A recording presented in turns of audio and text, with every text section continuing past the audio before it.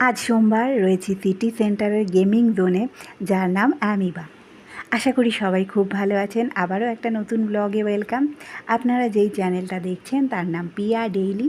তো সঙ্গে থাকুন, দেখতে থাকুন আজকের পুরো ব্লগ।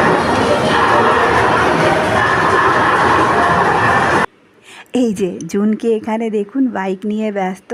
সামনে স্ক্রিনে দেখা যাচ্ছে রোডটা। যেহেতু বাচ্চারা সঙ্গে রয়েছে, তো এসে বেশিরভাগ সময়টাই আজকে গেমিং জোনে কাটালাম। তবে এখন বেশ অনেকটাই সন্ধে হয়ে গেছে, প্রায় 7টা বাজে। একটু পরে বাড়ি ফিরবো, তার আগে একটু খাওয়া দাওয়ার জন্য চলে এসেছি এটা ম্যাকডিতে।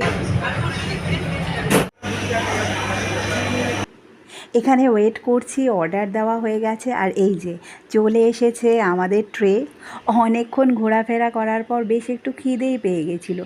তবে আলু টিক্কিগুলো এতটা ভারী ছিল যে একটা পুরো শেষ করাটা কিন্তু একটা চাপের ব্যাপার ছিল।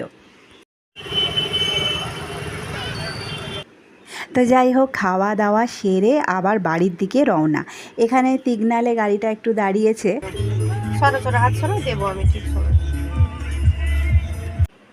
এখনও আরও কিছুটা রাস্তা বাকি। তো চলুন আপনাদের সাথে একটু গল্প করতে করতে যাই। আমরা সবাই আচার্য চাণক্যের কথা শুনেছি, তো চাণক্যের কিছু নীতি রয়েছে। আর এই যে এবার পৌঁছে গেছি। তো যেটা বলছিলাম, আচার্য চাণক্যের অনুসারে 4টি বিষয় কখনো কারোর সাথে শেয়ার করা উচিত না। যেমন অত্যন্ত ব্যক্তিগত বিষয় বাইরের কারোর সাথেই আলোচনা করা উচিত না, কারণ আজ যে আমার বন্ধু, কাল সে বন্ধু নাও থাকতে পারে। তখন সে এই ব্যক্তিগত কথাটা আমার বিরুদ্ধেও ব্যবহার করতে পারে। এরপর দ্বিতীয় নাম্বার হলো, ব্যক্তিগত আর্থিক বিষয়ে কখনোই কারোর সাথে আলোচনা করা উচিত না।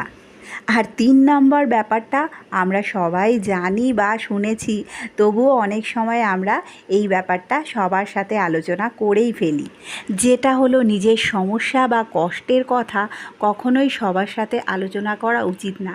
কারণ এই কষ্টের ব্যাপারটা সবাই বুঝতে পারে না, এবং বেশিরভাগ ক্ষেত্রেই লোকজন এই ব্যাপারটাকে উপহাস বা সমালোচনার পর্যায়ে নিয়ে যায়। আর এই যে একটু বিশালে এসেছিলাম আজকে। তো যাই হোক, 4র্থ নাম্বার নীতির কথায় আসি। 4 নাম্বার নিয়মে বলা হয়, নিজের অপমানের কথা কখনোই কারোর সাথে আলোচনা করা উচিত না। এর কারণ হলো, যখন সামনের মানুষটা জানতে পারে যে একজনকে সবাই অপমান করছে, তখন তারও সাবকনশাস মাইন্ডে এটা চলতে থাকে যে এই মানুষটা সত্যিই অপমানেরই যোগ্য, এবং হয়তো একদিন যাকে বিশ্বাস করে এই কথাগুলো বলা হয়েছিল সেই অপমান করতে ছাড়ে না। তো বন্ধুরা, আজকের ব্লগটা এই পর্যন্তই। আমার ব্লগগুলো কেমন লাগছে কমেন্ট সেকশানে কিন্তু অবশ্যই জানাবেন। ভালো লাগলে একটা লাইক শেয়ার করে দেবেন, আর আশা করব চ্যানেলের সঙ্গে থাকবেন। দেখা হচ্ছে খুব তাড়াতাড়ি পরের নতুন আরও একটা ব্লগের সাথে। ততক্ষণ সবাই খুব ভালো থাকবেন।